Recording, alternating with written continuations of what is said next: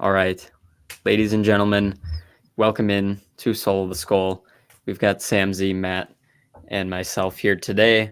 We are a day after the Justin Jefferson contract extension, which is obviously going to be the main focus today. So, as we approach mandatory minicamp this week, the Minnesota Vikings have reached a contract extension with Justin Jefferson to make him the highest paid non quarterback in NFL history. It is a 4-year, $140 million deal. I'll get the specifics up in a moment, but we've got a whole bunch of different things to talk about relating to that. Was it a good move? Was it too much? Are the Vikings in a Super Bowl window right now? All of that kind of stuff. So I'll start by saying, obviously, I think, yes, this was a good move. And I'm honestly a little surprised it already got done. I thought it wasn't going to be till training camp. It seemed like one of those August, maybe night before training camp or like the first couple of days of training camp kind of a things. But they were able to get it done now. Probably had it done a little bit ago, but we'll get into that in a little bit too. But I'll start by saying I think it was a good move, and I'm very happy it got done, and we don't have to let it linger on and think about it any longer. If you go to previous videos that we've shot, I say every single time, just give him a blank check, let him say what he wants, and pay him. Doesn't matter. He's the best player in football, other than maybe Patrick Mahomes, in my opinion. Justin Jefferson is one of the best athletes in the United States. Seriously, he's the best wide receiver. Currently, he's the best wide receiver in history, and he's on track to be the best wide receiver in history. So, like I said, hand him a blank check. What does he want? Pay him. Seriously. And it seems like that's exactly what they did. He's got a $35 million average annual value. So now I think we're going to see other players like CD Lamb or Jamar Chase that are also going to get paid like this. But good for Jefferson. I'm glad we got him back. Yeah, what 110 mil guaranteed, and he already got 89 mil right now from that deal. So he's living life right now. And the biggest thing I think is the Vikings, they want to sign him long term. They want to give him whatever he wants, but at the same time, as Joel said, keep that championship window open, still being able to sign other players that can come in and help this team win. And that seems like it was been done. I mean, next year they got what 26 million cap space now. So I mean, that window is right there, but it just comes down to the development of JJ McCarthy. Can TJ Hawkinson come back? Can some of the younger guys that have really stunk it up, like Andrew Booth and non-bus Lewis Seen, step up and elevate into their role? Hey, you never know, but those are the type of things that need to happen if this Vikings team wants to win. And when you win, you keep Jefferson around, because if we don't win in, say, 2 to 3 years, Jefferson could want out, and that's another issue. We want to keep him here long term. So as long as keeping him happy and winning games, but this is a great start. Yeah. So that was perfect. You mentioned that Super Bowl window. We can kind of look into that here. Now that the Vikings are on the precipice of a Super Bowl right now, but if you just look at the team, where is that place where they can maybe get into a spot where they could make a run? So this upcoming year, he's playing the final year of his rookie contract still. So this new contract doesn't kick in until next season. This year is his 5th-year option. He's got $8.5 million against the cap, so it's actually really cheap. Next year, it's 15.3. 2026 is 39. Then it becomes 44, and then about 47. As always, you can kind of maneuver the cap a little bit during those years, but it does appear that this year is kind of a developmental year for the Vikings, as we've talked about. We've got the Sam Darnold and the JJ McCarthy and the quarterback turnover, and hopefully JJ McCarthy pans out and whatnot. But it looks like 2025 and 26 are kind of the window the Vikings are aiming for. In fact, next year, the Vikings currently have $68 million approximately in cap space still. Obviously, that doesn't include everyone on the roster, so it's going to go down from that. But with that said, it does appear that they're going to have a lot more money next year to make big splashes in free agency in March. And they have their first-round pick as well. So it does appear that 2025-26, they might be able to make a run at a really good team. And when's the last time they ever made a big splash in free agency? I mean, they did this year. They made some nice moves, but they didn't go top of the market crazy. Last time was probably 2018. Yeah, the Excuse me, Kirk when they Cousins got Kirk deal. Cousins, and before that, I'm not sure. I honestly even remember before that when it would have been. They've just been strapped to the cap for years now, but finally it appears they're going to have an opportunity to go big or go home. And if you guys know me on this podcast, I like to go big or go home. So I'm excited about next March, and I hope you guys are as well. Well, I'm just excited for this upcoming season. I don't want to look too far ahead because we still have a whole season to play. Given how this team plays, if they show strides, like you said, in this development window, I mean, it's still a middle of a first round. Your pick's going to end up being in that middle of the first round, potentially towards the top 10. I mean, there's a lot to look forward to, but at the same time, this needs to hit. And we haven't really had that success in Minnesota sports. We just haven't really had that championship window, so to speak. So we're really banking on the Vikings right now to really hit in the off season, making sure all these young players they have develop, and who knows what could happen. Yeah, like you guys said, I mean, the Vikings they're in a good spot right now, but they're just not in a great position to win a Super Bowl. They could maybe make the wild card, if everything pans out exactly like we want it to. But other than that, I don't know if they're going to go much further. But yeah, I'm super excited for next March, and I want to see, how are they going to draft? How are they going to handle next off season? Are we going to get our guys paid? Are we going to get, who else are we going to add to the team? We did really well in free agency this year with buffing up our defense with Blake Cashman, Jonathan Grenard, with Andrew Van Ginkel. Like, just a lot of really good players we were able to add to our team. And so I'm super excited to see what they're able to do next year. But yeah, like you guys said, Super Bowl next year, maybe. Super Bowl this year, definitely not. It seems like overall here, we've all been on the same page for the most part with Kwesi Adofo-Mensah. We should talk a little about that. At the beginning of his tenure here, maybe for the first year or two, it was a little questionable. He made some questionable moves, but now over, I'd say the past year, I think Kwesi's done an awesome job, and he's knocked it out of the park with just the direction of the team and the vision that he has in mind. And I think maybe we should just kind of look into some of those moves, especially this offseason. I think he's done awesome. Between the Kirk Cousins, we like Kirk Cousins. He's a good player. Some people here are fans more than others on this podcast, but I think we all kind of agreed that it was good that he was able to draw the line and say, we're not going to pay you too much money and we're willing to move off and show that we're not afraid. And they did that. And then we had free agency, and he got Blake Cashman, Van Ginkel, Grenard. Would have been nice. I still think it would have been nice if they traded Daniil at the trade deadline last year. They could have got some good capital probably for him. They didn't, but it's okay. It was minor mistake, I think, in my personal opinion. But they got Jonathan Grenard, who has had an injury history, and they still paid a pretty decent amount of money for, but he's like 4 years younger than Daniil Hunter or something like that. Maybe it's not that much, but he is at least a few years younger, if I remember right. Mm-hmm. So overall, I feel like he's done a good job of executing the vision. And this Justin Jefferson extension too. He's been saying all offseason now that they've been getting calls on Justin, and he's turned everyone down and said, no, we're not interested. We're going to give him the money. He's the future of our team. So, I mean, I think he's done awesome. There's only minor mistakes, I think. It's just like tiny little details maybe that could have been different, but overall he's executed very well, and we'll just have to see what else he does from here. But shout out Kwesi, as always. Let Kwesi cook. When you said the Daniil thing, you got to remember back at that trade deadline, this was still a fringe playoff team. They were still fighting for the wild card, so you were going to trade away probably the best defender this team had. At this stage where we're looking now, we should have traded him, but obviously when the deadline was around, it was probably for the best we held on to him. So yeah, it was a minor mistake, but I mean, it was the right move at the time.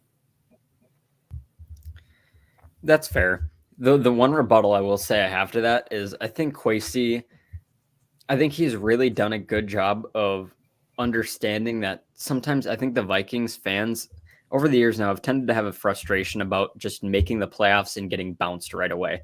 We've been seeing it for pretty much 60 years now. It's been the same story over and over. And outside of a few exceptions, they've never really been made like a good run, like had a team with a chance to actually win the Super Bowl. They've done it a few times, 98, 2009, 2017 year.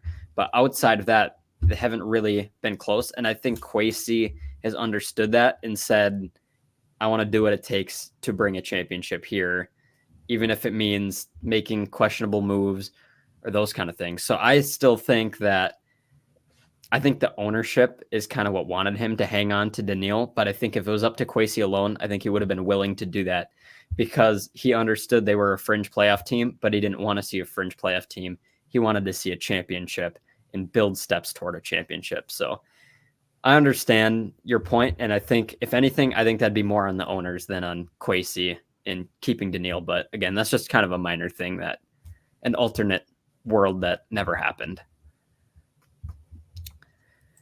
Let's look at what else we've got here. So what else is on the radar for the Vikings? As far as the future is concerned, this offseason, I think they've done pretty much everything they need to get done. Everything else is just simple things like day-to-day game, practice, training camp, those kind of things. There's no real off-season contract things that really need to get done anymore. No real big question marks. The only other thing is Christian Darrisaw extension, but that's not an emergency at all because they've got plenty of time to do that still. And that'll probably be next year. Would be nice if it was this year, but if you were Darrisaw, you'd want to wait till next year because your value would go up between now and then anyway. I will say, though, there is one thing that I think the Vikings left unaddressed this offseason, and that was the cornerback situation. Our cornerbacks were okay last year. I mean, our pair between Byron Murphy and Caleb Evans and Mekhi Blackman from time to time getting in a rotation and whatnot, they were okay. But we don't want to see a cornerback group that's just okay because that's slowly becoming one of the most important positions in the NFL with how strong the passing game is, with how good these quarterbacks and receivers are. You need corners who can stick with them. And the Vikings didn't address the corner position at all. They might not have had the resources to do it, but also that's a bit of a question mark on our team. Maybe that's something, I really don't know, but maybe that's something that they're going to address next year when they have their cap space, or maybe use their first round pick on that. Obviously, no one knows, but that's just an idea, is that maybe they're waiting because, they've been trying for years to get young players and draft picks in and whatnot. And they were a little tight on the cap this year, but I think maybe next year they'll be trying to bring in already established players, since we've seen over the years so many corners fail here. We went through a list the one day of like corners we've all forgotten about that have failed here. We just talked about Cam Dantzler. Before we hit record, we were having a small conversation about Cam Dantzler, who is now in the UFL. So he was really good at rookie year, though. I wish we could still have Jeff Gladney. Jeff Gladney was a really good corner until he sadly passed away just a couple years ago. But yeah, the Vikings have just struck out time and time again when drafting corners. I mean, our two corners that we drafted in, what was it, the 21-22 draft, where we got Caleb Evans and we got Andrew Booth, and they're both very middle of the road corners. They're both not outstanding corners by any means. And I mean, right now Josh Metellus is listed as cornerback 2 on ESPN. I mean, we can just let's take a look at the Vikings roster here. So this is their corner situation. They've got Byron Murphy, who's played outside and inside. Do you want to throw it on do you want to screen share? Yeah, that's a good idea. We're going to, hang on, I clicked the wrong button. Share screen. Boom, there we go. So here's the Vikings roster, and here's their corner situation. We've got Byron Murphy, who's played outside and inside. Probably going to move more inside because Andrew Booth hasn't really worked out. Caleb Evans, who's been good, also been benched multiple times last year. Matt's favorite player, Andrew Booth, who has been I think we can all say a bust from what we thought he would be. Mm-hmm. Mekhi Blackman coming into his second year, who had some good flashes, but he's still a young player, so he's still got development, but could He's be got good. potential, though. He's got really strong potential. Oh, yeah. And he was like a 4th-round pick or 5th-round pick or something, too, wasn't He he? was a 5th-round pick. Yeah, so that was a great pick by Kwesi there. Then they've got Shaquille Griffin, been around a while, been all right, but not outstanding, I guess. He's just kind of a guy, we'll say. The rookie Kyrie Jackson, who could be a really good player, but he's a rookie, so we'll see. And then everyone else on that list is UDFAs and special teamers, pretty much. So Najee Thompson is one of my favorite special teamers I've ever watched. It reminds me a lot of Matthew Slater. When I see him on the punt team, and I don't know if you guys watched him in the preseason on punt team at all, but every single time he's flying down the field, he's making a hit. I think he even forced a fumble on the punt team in the preseason and maybe even once in the regular season. But he flies. I mean, he's just a headhunter. He's a great special teamer. Never seen him in coverage, so I have no idea how he plays, like a DB. But God, he's a heck of a special teamer. yeah, so funny looking at the corner depth, and then we scroll down here and we got the safety depth. They're complete opposites. They've got a lot of depth at safety. Harrison Smith, legend. Cam Bynum, good player. Josh Metellus, also very good player. Theo Jackson, been good in the times he's played. Lewis Cine is Lewis Cine. And then Jay Ward, who hasn't seen the field much, kind of more of a special teamer, but they've got so much depth at safety and no depth at, well, it's not even just depth. They just don't have good They players. don't have good depth. That's what they don't have is good depth. At safety, they have good depth. Corner, not so much. Mm-hmm. So complete There's opposites maybe there. 3 guys that are solid at corner. For our safeties, we got 4 guys that are seriously solid players. Mm-hmm. So with that said, I'm going to kick that off the screen. I've been writing down a couple notes on other things we can hit too. One of them is, I thought about making a prediction about this. We mentioned it earlier, and we just mentioned it now. Lewis Cine and Andrew Booth, will they make the roster? Oh, man. I'm going to say Lewis Cine. I'm going to say no. I don't see him making the roster. He doesn't have a spot on this team. There's no purpose in him. Well, there's no purpose in him as a player. We love you, Lewis Cine. Whoa. Do not say you love him. You sit here and you trash him any chance you get. Don't sit here and say you love Lewis Cine. I trash him as a player, love him as a person. Oh, Look, Lewis Lewis Cine. Cine looked like he probably had good potential until he broke his leg in 50 pieces. He wasn't playing. Dude wasn't playing until the injury. He wasn't playing until the injury, but that's okay. I mean, sometimes as a first rounder, you got to sit him. That's just kind of how it goes. You know what I mean? And unfortunately, on one of his first plays, just destroyed his leg, and that was terrible. And he just has not been the same since. Obviously, he's a bust. Joel hates him. I don't think Lewis Cine makes the roster. However, our cornerback depth is so lacking that I think Andrew Booth has to make the roster. I don't see how he doesn't, unless we sign another. I was going to agree with you. I don't see Cine making it, but Booth can play inside, and how many players on the Vikings can play inside is the thing. Byron Murphy can. Evans is an outside player. Booth is inside. Blackman's outside. An outside player. Does anyone know if Shaq Griffin, is he only outside, or can he do both? Pretty much. He's pretty much on the outside. Kyrie Jackson, I see him as an outside player, but I don't know that. Mm-hmm.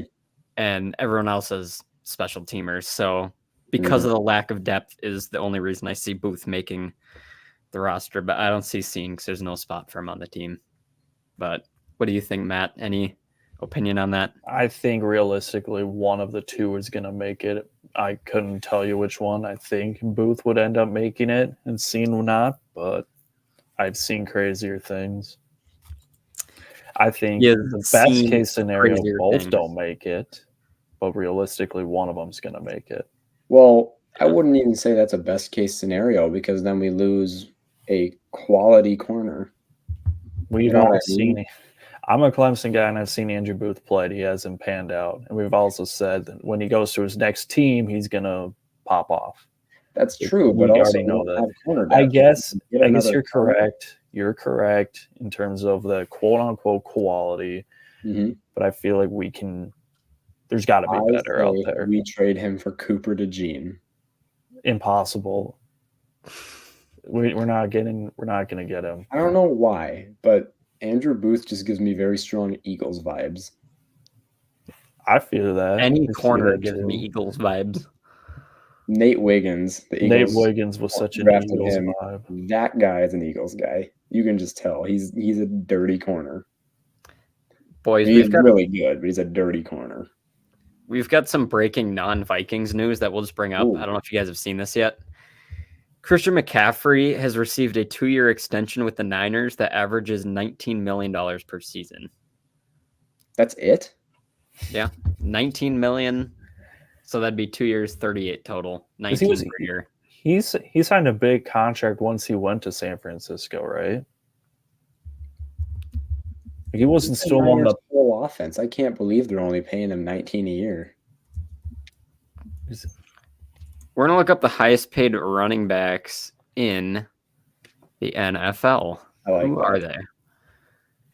Number one. Wait. Yes. I think Matt and I should guess. Okay, that's a good idea. Make it fun. Okay, Matt. I will just give you a hint. Number one is Christian McCaffrey. He was previously making $16 million per year under his previous contract. His previous contract was 4 years, $64 million. Okay. And this list was updated on May 16th. So there probably hasn't been anything that's changed between then and now. All right, Matt, what do you think? Other than Christian McCaffrey. I want to go either Jonathan Taylor or Alvin Kamara. For number two. I think I'm thinking in the same wheelhouse. I think I'm going to have to go with JT. So Matt got it right. The 2 and 3 are Jonathan Taylor and Alvin Kamara. Mix them up. Which one do you guys think is which? Alvin Kamara 2, Jonathan Taylor 3. That is correct. Probably just because Kamara's been with the Commanders a lot, or with the Saints a lot longer than JT's been with the Colts. That is correct. Alvin Kamara is making 15 per year. Jonathan Taylor is making 14. Who follows that? We'll go through the top 10. I feel like Henry's got to be up there. Derrick Henry's in the top 10. I don't think he's 4, though. I don't think he's 4. I'm guessing he's probably around 5 or 6. He only signed a 1-year deal with Baltimore. I know, but I think it was 1 year 12. Yeah, he was 12. Okay. But there's got to be someone that's 13 at 4, right? So I don't know if this website's right, but according to this, it says Derrick Henry's only making 8. Oh. We'll see here. Derrick Henry. We could be wrong as well. He signed a 2-year, $16 million deal. Oh, shit. Oh, So that's why. Okay. 4. I feel like it's got to be a young guy, right? Nick Chubb. No. Nick Chubb is... Where is Nick Chubb? Is Nick Chubb in the top 10 at least? Watch him be like 14 or something like that. Is Nick Chubb still on a rookie contract, though? He could be. I know he snapped his leg in half, too, so that hurts him in the contract value. He is not on this list, but I'm trying to find his contract because that seems weird. I don't know why he's not on here. Oh, no. What is his contract? He signed this. When was that, though? I'm seeing multiple different... Oh, shoot. Would Saquon be 4? Oh, Saquon has to be 4. You are correct. Saquon with the Eagles is making 12.6 at number 4. Okay. Number 5 is 12 million. I'll give you a hint. This player just signed with this team this offseason. It can't be Tony Pollard. It is not. Okay, thank God. Who's Tony Pollard with again? The Titans now? Yeah, he's signed with the Titans. No, it's not Aaron Jones. No, Aaron Jones is only making like 8 or 9. Is he making 8 or 9? Aaron Jones is making 7. That's what I was going to say, 7. Okay. This player's making 12. And they just signed. Interesting. And he Oh, just Josh signed. Jacobs. Oh, yeah. Yes, Josh Jacobs with the Packers. Following that, number 6 is making $8.5 million. Oh, This wow. player also just signed, I believe, during the offseason. Is this Tony Pollard? No. Austin This Eckler. player had some disputes going on during the beginning of the offseason. He was in there was some stuff going on. Not necessarily with him, but maybe you guys won't guess it. Sam said Austin Eckler. It is not Austin Eckler. Austin Eckler is only making $4.2 million with the Commanders. He is 17th.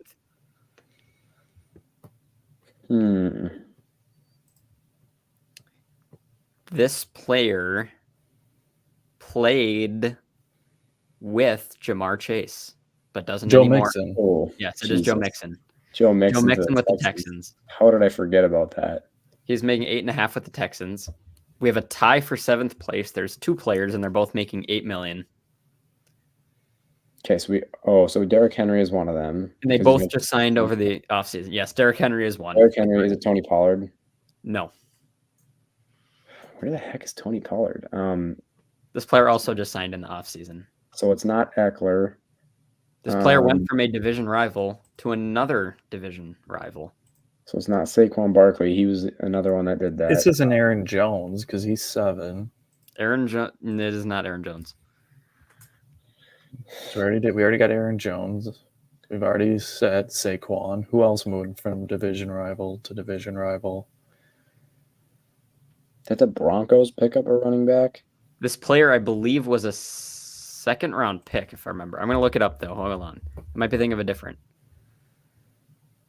Yes. He was the 3rd pick of the 2nd round in the 2020 draft. Sounds like Clyde Edwards-Helaire. No. Clyde Edwards-Helaire was a 1st-rounder. He was the 32nd pick. Oh, that's right. A few years back. Nyheim Hines? No. Okay, Nyheim Hines, I don't think he was drafted that high, or was he? Which division is this player in? NFC North. He played David in Montgomery. NFC North. No. Shoot. DeAndre Swift. Yes. Oh. Wait, DeAndre Swift. Oh, that's right. He went from the DeAndre Swift with the Bears is getting $8 million. So that is 7th and tied for 7th and 8th. Derrick Henry and DeAndre Swift. In 9th place, this player makes $7.25 million. Is this Aaron Jones? No. Is this Tony Pollard? Yes. Finally. Tony Pollard is 9th. Last but not least, 10th and 11th are a tie at $7 million. We already said who one of them is. Aaron Jones is one of them. The other one, Yes. is the other one on a new deal, or have they been on their team for a couple of years? Let me look. No, I don't believe he's on a new deal. This player formerly played with the Steelers, but does not any longer. He used to be a Steelers running back, but he's not anymore. As of, I think, maybe a year or 2. Only Steelers running backs I can think of are Najee Harris and Jalen Warren. This player first signed with the Cardinals in 2021. Wait, I just gave it away. Wait, I forget his name. James Conner. Yeah, I meant to say this player signed with this team in 2021, but I just said the team. Whoops. It's okay. So Aaron Jones and James Conner round out the list at $7 million. Then it's Miles Sanders, David Montgomery. He was with the Steelers, and now he's just fallen off. Yeah, then it is Miles Sanders, David Montgomery, Devin Singletary, and Bijan Robinson rounding out the top 15. So, yeah, that is your list of highest paid running backs in the NFL, folks. So that's that. Also, another thing I had listed here, I don't know if you guys have seen this. Adam Schefter reported that the Vikings tried making him Justin Jefferson. We're going back to that. They tried making him an offer back right before the season started back in September. They'd been talking for a while. They offered him $28 million per year, which Justin Jefferson smartly turned down. I guess there's not really any takes to get out of this. Just figured we should mention it. He almost signed that deal, but he didn't. Luckily, he didn't. It would have been a huge discount for the Vikings. Surprising a little bit that the Vikings offered him a deal that wouldn't have made him the highest paid receiver. It was Tyreek Hill at 30. So they didn't offer that. And smartly, he said no. If he would have signed it, that would have been just simply a bad deal on him and his agent's behalf. So, but that's that. Also, another thing, do you guys think the wide receiver position is going to have a burst at money eventually? The deals have been going up and up and up. We've been seeing wide receivers becoming a more and more impactful position in the NFL these days. But is there going to be a point where it just becomes too much to pay a receiver? Because we've been seeing over the past few years, there have been so many good receivers coming out of college, and you just want to get a receiver in like the first few rounds because they get a cheap deal, they're productive for your team, as opposed to paying a top receiver $30+ million per year. Why not get, sure, they're not going to be quite that good, but why not get a player at $5 million per year instead coming out of college? So do you guys think there's eventually going to be a point where it just doesn't go up anymore and teams just refuse to pay receivers? Because I could see that happening. An example of that happening as a player, I think, is CeeDee Lamb. CeeDee Lamb is going to seek more money than Justin Jefferson, but he's not a better player. But the Cowboys are going to pay him that money because it's Jerry Jones and it's the Dallas Cowboys. So they're going to do it anyway. But I think Jamar Chase deserves that money too, because he's that good of a player. He deserves to get that much. CD, I don't know if he deserves 35 per year. Well, and here's the thing. CeeDee Lamb is a really great wide receiver. Like, obviously, we've seen him, cut up defenses time and time again. And Dak is, whether we actually like to admit it or not, Dak's a really good quarterback. And so having that elite receiver, because who's their wide receiver two even? Is it still Michael Gallup? That is a very good question that I don't know the answer to. So we're going to look it up. Like Jalen Tolbert or something like that? Or like I don't even know who it would be. We're getting a depth chart up in here. Brandon Cooks. Oh, God, he's with them now. Oh, we mentioned this. I feel like we mentioned it a little bit. I feel like Brandon Cooks has been around since like 1990. He's been around forever. He's been around a long time. But yeah, he's still a pretty good player. He is, but he's been going downhill pretty quickly these last couple of years. Who's wide receiver 3 for them? So they've got listed Jalen Tolbert. And then I don't know anyone else on their depth chart other than Kevontae Turpin following him. I love Kevontae Turpin. But yeah, CeeDee Lamb, he's their only elite receiver. They have to pay him. They don't have a choice, right? Because CeeDee's going to find somewhere else where he's going to make money if they won't pay him. Maybe he goes to a big team like the Chiefs or something like that, because they don't really have a solidified wide receiver one. With all the problems Rashee Rice is having recently. So, I mean, you just never know. So they have to pay him to keep him. I could see CeeDee Lamb becoming a Raven. They just don't have that solidified of a wide receiver core. And I feel like, I don't know their cap situation, but I feel like they could make it work. They're a kind of team I could see. I'm sure they could, and that would be great. But right now, I see a team that would make a push for a great wide receiver would be the Chiefs, in my opinion, at least. Or maybe like the Colts or something like that. Apparently, the Colts reach out to the Vikings about Justin Jefferson. Imagine CeeDee Lamb with the Chiefs, bro. Like, dudes, Patrick Mahomes of winning Super Bowls with no-name receivers, and then they actually get an established receiver again after a couple years of non-Tyreek Hill. That would just be crazy. Yeah. Let's think of a good comp. They'd be like the Denver Nuggets, but actually like winning championships of the NFL pretty much. They've got their Nikola Jokic, and he would be their Jamal Murray probably. Would be CeeDee Lamb. Or like the Mavs where they got their Luka and now they just added Kyrie Irving. He'd be the Kyrie to the Luka of Patrick Mahomes. Patrick Mahomes is a Mavs fan, isn't he? I feel like he's a Mavericks fan. Wasn't he at some of the games? Yeah. So he went to Texas. He would be. Yeah. So good for him, I guess. So that's that.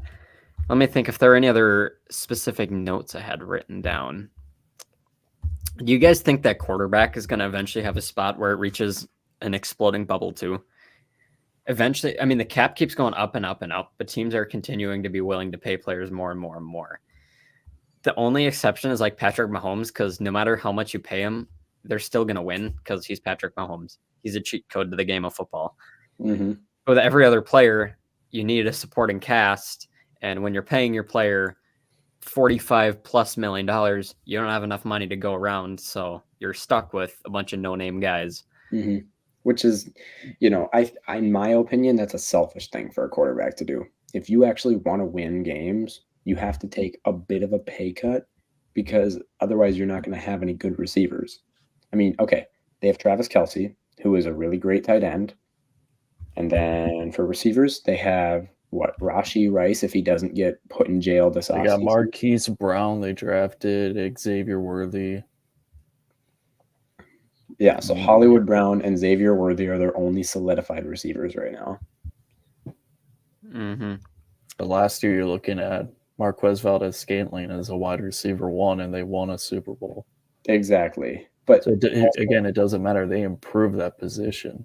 That's true. But also, I mean, let's take like a Lamar Jackson or something, for example, right? If the Ravens gave him a record-breaking deal and they're paying him $50 million a year or something like that, right? Who are their wide receivers? They got Rashad Bateman, they got Zay Flowers, they got OBJ's with Miami. They got Mark Andrews, Isaiah Likely. But Zay Flowers is a really good receiver. He's going to want a pay raise within the next couple of years as well. But if Lamar Jackson's taking up $50 million a year, I mean, like, how are they going to afford that, right? So that's why I think Joel's definitely right. There's going to be a bursting point with receivers, with quarterbacks, with, whoever, where a team's going to be just fine having a less talented player to be able to save $30 million. Mm-hmm. That's one thing, too, I think, about Viking fans. I hate to bring Kirk Cousins back into this again, but I'm going to do that. Viking fans can complain about Kirk Cousins getting hit how many times a game and how it hurts him, and yeah. But also, you're also the same fans that want to offer him a $50 million a year contract. Where are you going to get the money to get your linemen? Nowhere. No wonder he's getting run over every play because you don't have any money to go around. So, yeah, that's its own thing. Also, I pulled this up. Based on average annual value, who are the top 10 highest paid quarterbacks, do you guys think? Patrick Mahomes has to be one. He's not number one. Jalen Hurts is number one. Nope. So this is based on average annual value. Is just like the last one? Is Kirk Cousins number one? No. The number one player is getting $55 million per year. No. It's not Lamar Jackson. No. Josh Allen? No. What? Jared Goff? No. This player, I'll try to find a hint. I'll try to think of a hint here. This player. AFC or NFC? What was that? AFC or NFC? It is an AFC player. This player signed a 5-year contract for $275, which divides out to $55 per year. He signed it. I'm trying to find when he signed this contract. This player. No, it is not. My computer. Joe Burrow? Yes. Joe Burrow is the number one highest paid average value quarterback in the NFL. How can I forget that? At $55 million. I forgot he played last year.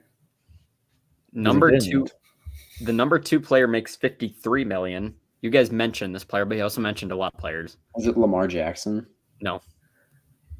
This player just signed this contract. Allen? This player signed this contract recently. Jalen Hurts. No. By recently, By recently, I mean very recently. Jared Goff? Yes. Is Jared Goff number 2? is number 2 at $53 million per year. Dude. Number 3 is a player that has had ties to the Vikings. Kirk? No. He has not played for the Vikings. But Mhm. there's been Vikings steam and rumors about this player. This isn't Deshaun Watson, is it? No. I forgot. Sometimes I forget that Deshaun Watson was linked to the Vikings. A 50 mil per year. This player makes 52 and a half. This player's the same age as Justin Jefferson. Jalen Hurts. No. This player plays in the AFC. This player's team just got a new head coach. Oh, is it Justin Herbert? Yes. Justin Hey, Herbert is Herbo. number 3 at 52 and a half. At number 4 is a player you guys have mentioned. Lamar. Yes. He's making 52. Number 5 is a player Matt just mentioned. Jalen Hurts. Ago. Yes. Making 51. At number 6 is a player that you guys have not mentioned at all yet. This player plays in the NFC. This player was drafted in, I believe, 2018, if I remember right. Maybe it's 2019. Let me fact check. Actually, it might have been 2019. This player was drafted. It's not He's played- Kyler Murray, is it? It is Kyler Murray, Oh my 46.1. At number 7 is a player that has been mentioned. He's played for 2 teams in his career. Deshaun Watson. It is Deshaun Watson Dude, at 46. Where is Mahomes? At number 7, nope, that was 7. At number 8 and 9, we have a tie at 45 million. There's 2 players. Mahomes isn't one of them? Mahomes is one of them. Mahomes is one of them. 45. So he's tied for 9th or tied for 8th. Josh Allen. No. This player's making 45 million. Remember the number, 45. What does that have to do with anything? This player just signed this contract. Is this Kirk? Yes, Kirk Cousins is also tied with Patrick Mahomes for number 9 or number 8 and 9. Patrick Mahomes is the 9th highest paid quarterback in the NFL. That's crazy. At 45 million. And at number 10 is a player that you guys have mentioned. Josh Allen. It is Josh Allen at 43. Dude, how is Goff number 2? That's crazy. So, yeah, that's that. Looking at this list, following those players are Daniel Jones is number 11 at 40. Dak Prescott is also at 40. Matthew Stafford. Dak is worth about 40, I would say 35 to 40. Matt Stafford is also 40. And following him, Derek Carr at 37 and a half. Dude. And then it's Aaron Rodgers, Baker Mayfield, and Geno Smith. Dude, that's a rough list. So that is your top 10 highest paid quarterbacks in the NFL. What are we paying Darnold? 10? Yes. That's pretty good for a starting quarterback, huh? Yeah. Great discount deal for Sam Darnold there. So that is your list. Maybe another day maybe in future episodes we can continue to do some who is the highest paid players at this position. This is a fun exercise. So that's that. Anyone else got anything about Justin Jefferson, Kirk Cousins, big money, anything? Otherwise, we can throw it to predictions. Let's throw it to predictions. We go to predictions. All right. Back to predictions we're going to share screen. That's still the roster. So we're going to go, boom, there's predictions. We've had a few predictions come off the board. We've only got a few of us on here today, but that's okay. That's not going to stop us from making more. I'll kick us off. I said Justin Jefferson's next contract will be 33 plus million average annual value. Fun fact to any listeners, that was the first prediction I ever made in the history of our prediction segment on the show. I made it last year. I believe it was over the summer. That was the first prediction I made. Finally, it's off the board, and it is One's been correct. out there for so long. It was sitting there a long time. Finally, it's off. 35 million is what he made. I also said the Wolves would beat the Mavs in 7. We had some false hope after game 4, and then they proceeded to get bounced. Sam, you also, whoops, there went. You also had a Wolves prediction, also red. Yeah, I said Wolves over Mavs in 6. Obviously, that did not happen. Yikes. So yeah, that's that. Also, this is kind of random, but if you guys haven't seen, the Shohei Ohtani interpreter pleaded guilty, and he's facing up to 33 years in prison. So, Jeez. rough go for that guy. We go over here to Matt. He had 1 come off the board here.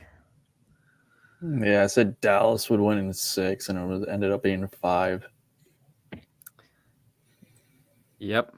Sam O had a brutal week. He said Dalton Reisner would sign a multi-year deal. Well, he signed a 1-year deal. So that is wrong. He also said Wolves in 7, and he also said Nikhil would have at least a 120-point game against Dallas. I don't think he had a double-digit game. Very red. We had some very rare Nikhil Alexander Walker buckets. He struggled just to make a shot in that series. So, tough prediction there for him. So we look over here at our stats. I'm still in the lead, followed by Big Lou, who is only 1 for 2, so small sample size. He's away. Does anyone know where is he at in the country? Wasn't he in like North Carolina or something like that? That's usually where some basic training's held. I think that's where he said he was going. Either way, Big Lou's away, but that's okay. Good for Big Lou, serving the people. Followed by him is Sam O, and then Sam Z, and Matt has been having a atrocious start to the season so far. Let's see if he can pick it up. So as we look over here, we all got our new predictions. I can kick it off with my first one. My first one is in relations to the player this podcast has been talking about today. Justin Jefferson will play in at least 14 games this season. I'm trying to remember how many he played in last year. I think it was like 12, maybe. Maybe it was less than that. He was injured a lot last year, though. I don't remember. Either way, I got the confidence back up. He's going to be ready. He's going to play in at least 14 games this season. Write that down. All right, Sam, what do you go ahead and just do your 3. Yeah, and then just I'll do do yours. Perfect. Will do. I got to see which order I want to do them in. All right, we're going to do that. I'm going to go with my third one before my second one. Should have ordered them different, but that's okay. This one's also football related. It's the Dallas Cowboys. CeeDee Lamb's contract extension will eclipse the Justin Jefferson 35. It's just bound to happen. Following that, my third and final prediction. We had fun, I think, when we made Wolves predictions on here. Nothing like the old football and the Vikings, but when other teams are doing well, or sometimes it's just fun to bring it around to the other Minnesota sports. So that's what I brought for my third one. Royce Lewis of the Twins is back on his rehab assignment, hopefully starting tonight's game, but they brought him back today. Well, guess what? Royce Lewis will hit a home run in his first game back with the Twins. I believe he homered in his first at-bat of the season, didn't he? And then he got hurt in the first game. He did, and I think he had a single, and that's when the injury happened. And I remember last year when he was hurt for a while, or maybe it was the year before, he came back, and I think he also hit a home run in his first game, or maybe first plate appearance, too. I remember they were playing Houston. It was in Houston. I was in Aldi in St. Cloud when I got the notification it happened. Very random, but there's my predictions. So enjoy that. Over here, we move to Sam. All right. Prediction number 1, basketball related. Celtics in 7. I need the Mavs to lose, man. I mean, it's hard to bet against Luka, but let's go Celtics. Just wait till they see the Celtics. Then they'll see what they're up against. We hate the Mavs, so yeah. I don't like either team. So can neither team win this series, please. It's like the But Super Bowl. It's like the two teams that like everyone knew was going to be there or didn't want to be there is there, and you're just like, I would really appreciate if both teams found a way to lose somehow. that would be But great. too bad that can't happen. Prediction number 2 is kind of a wacky one. I said that the Vikings defensive line and linebackers will combine for over 7.5 interceptions this year. So I'm saying Ivan Pace, Blake Cashman, Jerry Tillery, Dallas Turner, Harrison Phillips, all those guys are going to combine to have at least 8 interceptions this year. I forgot about Jerry Tillery until you mentioned his name. He's just kind of a guy. He just kind of got lost in the shuffle of other players this offseason. Yeah, he kind of did, but he's solid. He's solid. I like him. And then my third is an interesting one. Aaron Jones will have the 3rd most rushing touchdowns in the NFC North this season. I think it's probably going to go Jahmyr Gibbs, number 1, then either Montgomery or Swift for 2, and then Aaron Jones for 3. Just depends on how much playing time Montgomery gets. Perfect. I don't think Josh Jacobs is going to be up there in touchdowns because I think they're going to want Jordan Love to throw the ball a lot.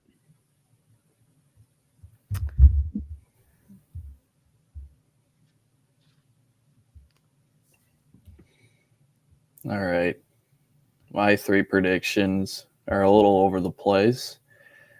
Tua will lead the league in passing yards this season. Obviously, 3rd year in the Mike McDaniel system. He's got Jalen Waddle, Tyreek Hill, and OBJ. I think he's going to be he's going to be flirting with 5,000 passing yards, I feel. Will he even get an extension, though? Yeah, he will. Will he underthrow a lot of his receivers? Yes, but he'll still have a great Is he a good quarterback or just a product of good players around him? He was good at Bama. I think he's a good player. But he's a good player. He's now in a better scheme than he was his first year or 2 in the league. And also Tyreek Hill and Jalen Waddle. He benefits from a lot of talent. He does, yeah. He's, honest to God, he's a good player. But yeah, he definitely does better when there's a lot of talent around him. My second prediction comes from the NFC North. Caleb Williams will break the rookie passing touchdown record that was set by Justin Herbert when he was a rookie. He threw 31 touchdowns, so Caleb Williams will throw over 32. His weapons are absurd with Romo Duze, Keenan Allen, DJ Moore, exactly. That's a great 3. Cole Kmet. Yeah, you could throw him in there. Cole Kmet's going to be like a top 7 tight end this year. They finally hit on a tight end pick. I know. Took them long enough. And lastly, we'll go to the NBA. Dallas will beat Boston in 6. I just think Luka and Kyrie going back to Boston with that disastrous tenure he had there. He wants to get some revenge. Boo. All you want. Boo. It's not the Wolves. What's the point? Matt, who do you want to win that series? Or maybe I should say, who would you prefer to win the series? I'm going to be honest, Dallas, because then everyone will just talk smack about Jason Tatum and how he can't win. It'd be really funny. It would be pretty funny. Also, this is really random, but I just learned this. Travis Homer plays for the Bears. I looked up a Bears depth chart because you're talking about Bears receivers, so I was going to see if they had any like random receivers there. And I found that Travis Homer is listed as their 4th running back. I can't believe he's still in the league. You know who I forget sometimes existed, but he had such a good Linsanity run. I'm trying to even remember his name. He played for the Seahawks. No, it was the Seahawks running back a couple years ago. Oh, Chris Carson. Penny. Not Chris Carson. Rashad Penny? No. Who is it? Who am I thinking of? DJ Dallas? Thomas Rawls. I thought of it. Oh, shoot. Dude, Thomas Rawls had such a Linsanity run for like... Madden mobile legend, Thomas Rawls. Oh, yeah, that was quite the time. Let's see if there are any other just random players that we have here on. Freddie Swain, he plays for Dante Pettis. He plays for the Bears. Dude, what? Washington wide receiver legend. Remember Jamison Crowder, former Washington legend? He's probably got to be retired by now. We're going to look. He's got to be retired, though. Jamison Crowder? What? He's according to his Wikipedia page, he's still a receiver and return specialist for the Commanders. That's crazy. Let's see if that... Dude, no way. He played for Washington. Oh, and then he played for the Bills, Giants, and Commanders. Wait, so he played for the Bills and Giants, and then he went back to the Commanders. He was with their practice squad in 2023. Have you guys seen the Commanders' new, or sorry, not the Commanders, the Texans' new uniforms? I like them. You like them? Which ones are we talking about specifically? Like the new home uniforms. I don't know if I'm a big fan of them. Is that with like the lighter blue? Like that. Oh. I don't know how well you can see it. It's kind of glary. I can pop it up here. I guess that one's okay. That work? They're all... There you go. Yeah. It's not bad. They're all red uniforms. So sweet. Here. I can pop this up for you. Maybe that helps you see. That's their whole uniform selection. Those red ones look straight out of the UFL. They do. I don't know what I think of them yet. The H-Town ones, I think those look pretty good. I like that one. The white ones, It's just there. I don't like. I think it's because I don't like the shoulders. The shoulders are throwing me off. I don't like that. I just like the logo on the shoulder better. And their home ones on the right, those ones I think those look fine. Nothing special. So we'll see. Let's see if we can find any other pictures of him. Why do we have Joe Flacco calling a timeout is one of the suggested photos.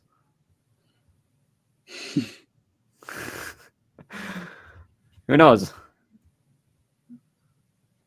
But yeah, there you go. There they are. Those ones look pretty sweet. I don't know if you guys can see my mouse or not, but I have to see them play in them to be able to know if I like them or not. That's a good point. On paper, the Tank Dell one looks good. The red one that's too bright of a red to me. It's funky looking. I don't like the helmet. I think it's just weird. And the white one, yeah, it's just a little weird. The home one, the third one in, kind of looks like the Falcons, but not as bad. It's like a watered down Falcons. Yeah. I still think the Texans have one of the better uniform schemes in the NFL. I think we should look at this here. We're going to look up the Jets uniforms. The Jets had good uniforms, and they still have good uniforms. When these came out, I didn't like them, but then as time went on, I actually like these a lot. Yeah. Well, and didn't they just add like a new throwback? Now these are their permanent uniforms. Are these now, which is a W move. I think they look good, and I like they kept the black one too. Black one looks good too. I like the black. I wish every team did a blackout uniform and a whiteout. Let's see. So I don't know if you guys have been seeing this around. There's been rumors of the Vikings unveiling a white uniform. I don't know if it's actually going to happen. Yeah, there's been talk of them getting a white uniform with a white helmet for their winter whiteouts. I don't know if there's anywhere on Google there's a mock. Oh, found one. Up a little bit. In the middle. Right there, 81. This? Maybe. Yeah. Somewhere though, someone actually did make like a mock of what they could look like. Oh, see, this looks fire. Is that the graphic god? That looks fresh. Dude, the graphic god is so good. Those are good. I wish they could make those real.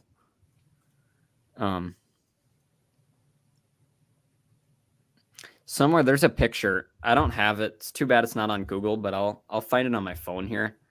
I'll unshare screen. So when the Vikings unveiled those throwbacks, I saw this on Twitter somewhere. Someone else made a throwback concept, and I think these look better than what they did. This. Now that looks good. It's kind of tough to see. It's hard. Maybe I have to hard turn my to see. brightness up or down. One of them. Nope, down. By turning it down, yeah. I think I made it too dark. That. Oh, I like that. That looks really nice. I like those a lot. Those would look good if they use Yeah, them. but our throwbacks already look so good. You know what I mean? Well, now teams can add like how many helmets and things. So, well, I mean, That's true. but they wouldn't be able to add a white one and keep the one they have now, though. I think you can have 2 alternate helmets, and since the one is the one, but this would look good though. I approve. So, we'll see. See what happens. These helmets, though, I know it's just like kind of minor changes from their normal ones. Mhm. The throwback helmets look really nice, though. I I think know. I like the gray face mask. the face mask looks nice. The color of the purple, I think, looks nice. I like how on the horn there's no black, unlike the other ones where it's got the slight black. Looks nice without it. I was also scrolling through my camera roll now, and I found that. Matt loves that photo. I like it. So, Well, do we have anything else that we would like to cover? not really, I don't think. I do have saved in my camera roll a screenshot of the new NFL kickoff rules, which I still haven't learned. So someday I'll have to actually like figure it out. Is that the one where they? Oh wait, is that the new one where they're like? Are they doing? Everyone's kind of lined like up, and you can't move till the ball is like kicked, and there's like a landing zone. It's this whole thing. I haven't learned the rule yet. But they're doing that this year. Yeah, We're trying out a lot of things this year. I'll quick find it here and read it. Where'd it go? New NFL kickoff. So they have what's called the landing zone, which is the 20-yard line and to the end zone. Mm-hmm. The player kicks it from the 35. The kicking team's players line up at the 40 of the receiving team, and the receiving team players outside of the returners are at the 35. So they're 5 yards apart from each other. If the ball goes out of the end zone, the receiving team gets it at their own 35. If the ball does not reach the landing zone, so the 20-yard line and beyond, they get it at the 40. If it hits the landing zone and rolls into the end zone, they get the ball at the 20. And if the ball is received within the landing zone, it must be returned. Kind of weird, kind of confusing, lots of different numbers. We'll all get used to it and figure it out eventually. So, yeah.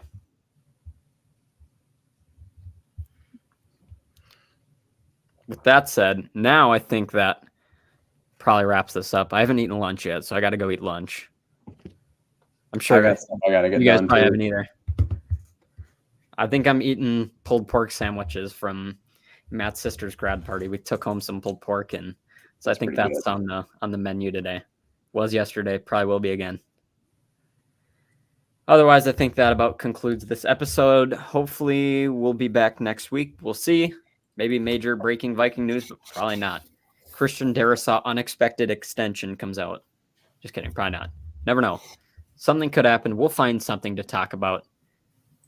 Maybe we can find a bunch of uniform mocks and rank them. I don't know. We'll find something to do. Either way, that does it for this episode. Thanks for watching. We'll see you guys hopefully next week. Otherwise, we'll see you sometime again in the future. Peace out. And as always, SKOL Vikings. Let's hope the Dallas Mavericks don't win.